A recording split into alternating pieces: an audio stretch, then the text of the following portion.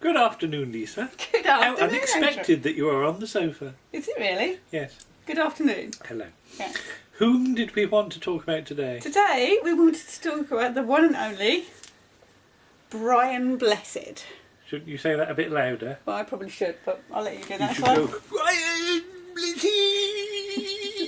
So, this is his autobiography from a few years ago. He has written another one since.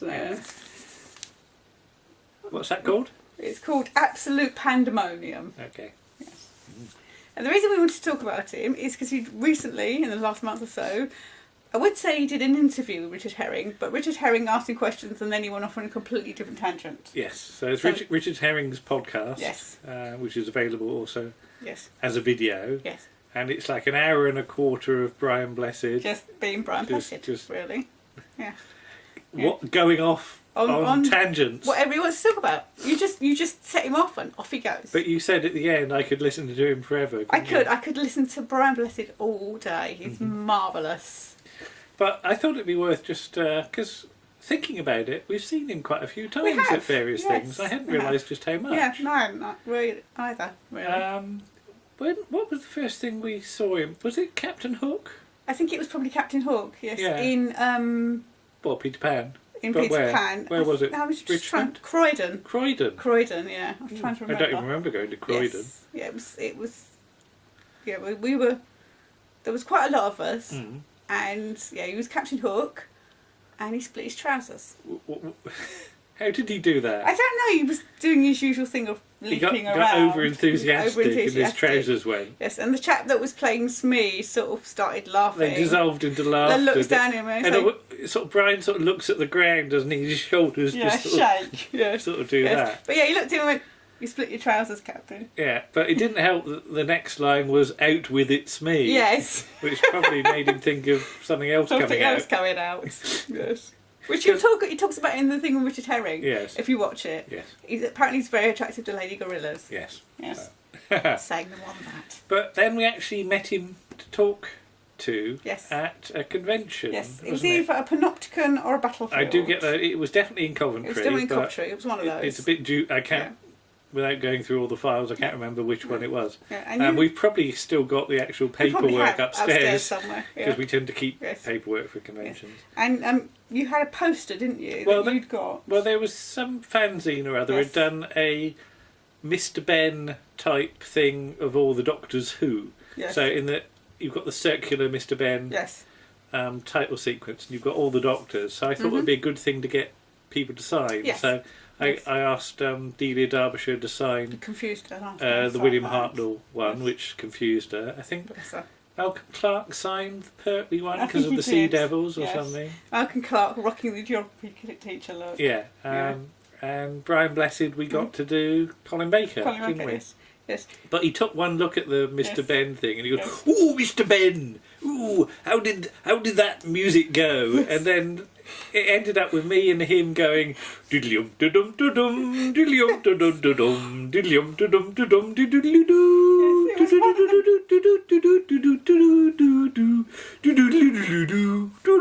and it just went on, didn't it? It was one of the more surreal moments. And did we get a few looks? I think you did. Oh. Yes. I didn't notice. I was too busy singing. That's the thing. Once I'm singing, I don't care who I'm singing with. So that was fun. But he was introduced by a clip from Basil Brush, wasn't he? Because we have mentioned this before. And it took us ages to... Everybody was going... He was some sort of genie, wasn't he? Sort of green thing. Yeah. And we're going, who's that? Yeah. Nobody could recognise him till he actually came on. I think it was a panopticon now, thinking about it, because everybody had theme music when they came on. So I think they did the Basil Brush music for him. Didn't he come on and was rather shocked that there were children there and was going to moderate his language? And but that lasted all of about 3 seconds, didn't it? Yes. And then they showed the clip of him dying as Augustus Caesar in I Claudius, which I highly recommend you watch. Acting, isn't it? Yes, 5.5 minutes of the camera just on his face. Yeah. Why Sean Phillips does a long monologue.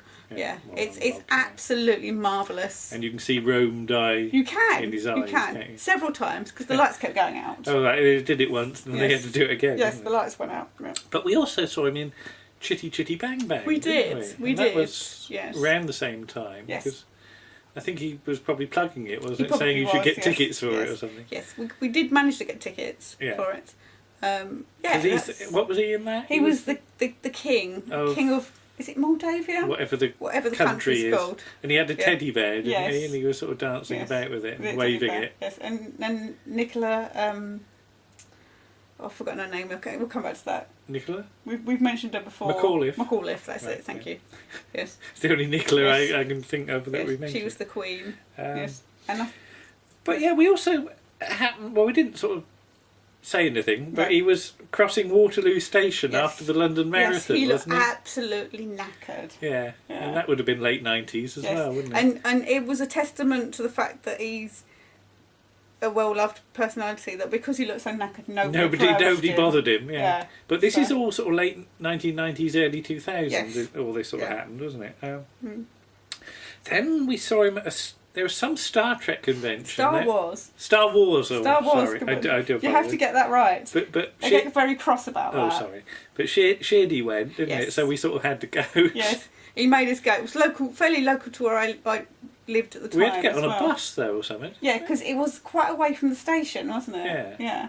Not like the second time we went to a convention in the same area and we made somebody else go in and ask a shop where the theatre was. Yeah, where it was. Yeah. You go, you're tall.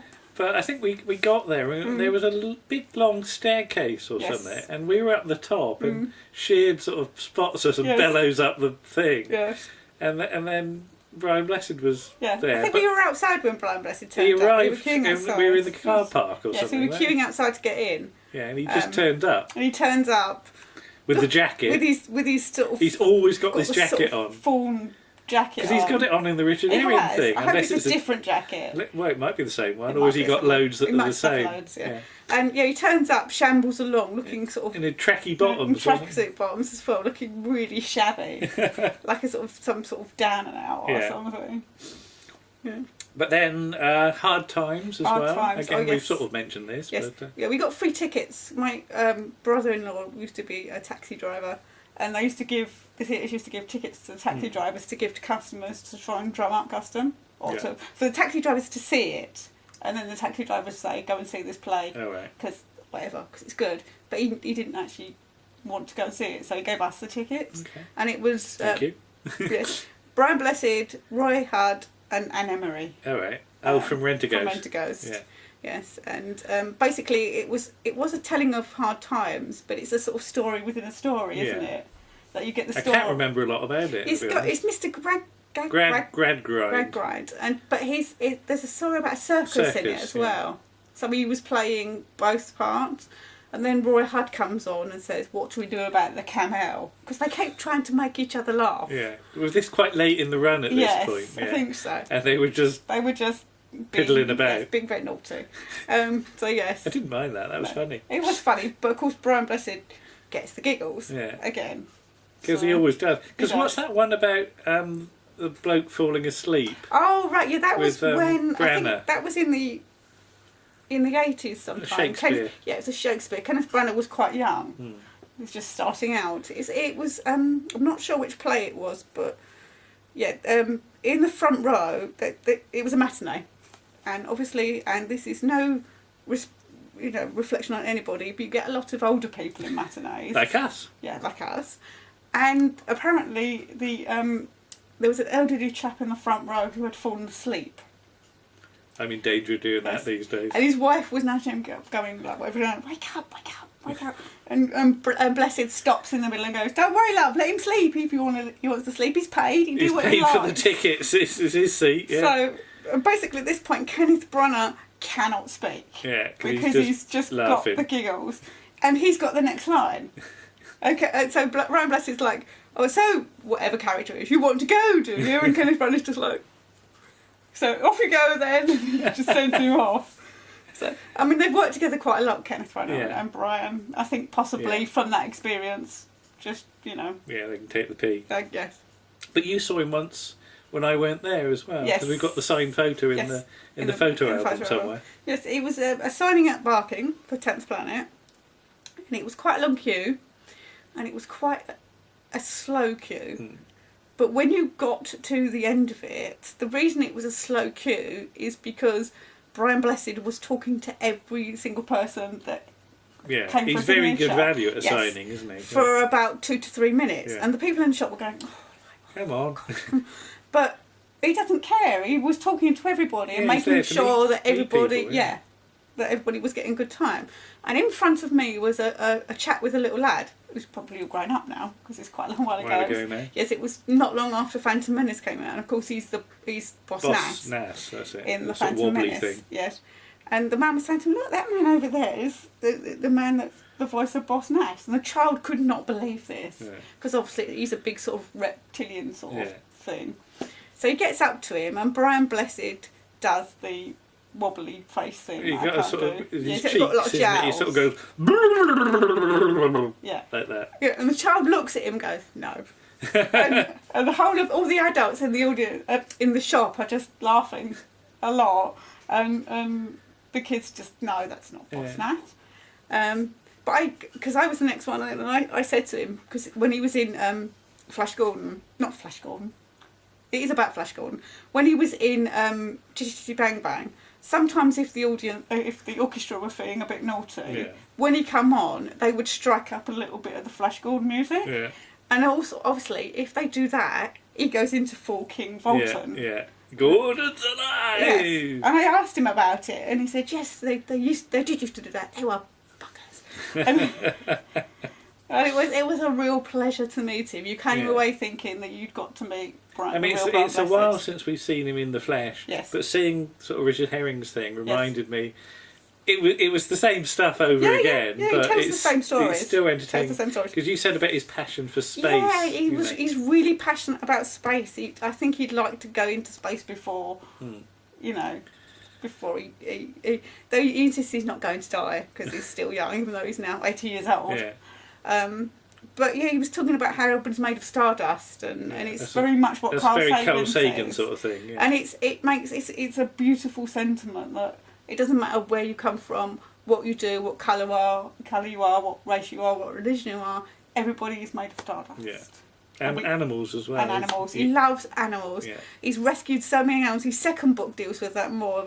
There's a panther in my kitchen, and there are some sad bits in it, but there's some very happy bits. And he once, when he was a child, he saw somebody trying to drown a cat, and he rescued the cat, punched the child on the nose, went to the child's mother and told the child's mother, and the child got another thump from the mother for what he tried to do. So I don't think he ever did anything like that again. And frankly, we need more of people like that stand up for animals. So yay to Brian Blessed. Yeah. Yes. Okay. We'll see you again then. All right. Bye-bye. Bye.